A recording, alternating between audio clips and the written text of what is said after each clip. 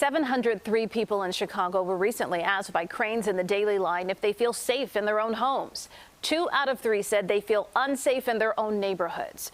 Joining me now, David Olson from Loyola University Center for Criminal Justice Research, Policy and Practice. David, you've certainly done your own examination of this problem. What are you finding when it comes to people's views on their own safety?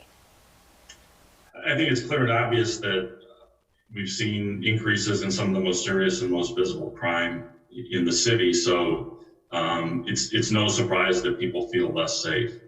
Given the media coverage and the seriousness of these crimes, that's understandable. But I think it's important to point out that these crimes have increased in cities across the country. It's not unique to Chicago. And it's also important to point out that while these are the most serious crimes, not all crimes have increased in the city.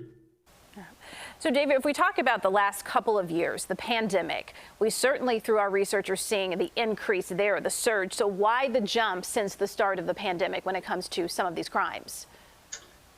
I think that what the pandemic's done is it's really exposed some of the challenges in communities and that a lot of people face. People whose economic stability was tenuous to start with are dealing with even less economic certainty during the pandemic. People who benefited or needed access to social services had those services cut off or severely limited. So it's clear that a lot has changed in communities and what people have access to during the pandemic. David, some people have told us that they are now just simply more aware of their surroundings, and others have even made additional behavioral changes, even moving out of the city. What are you finding to be the trickle-down effect of the rise in crime?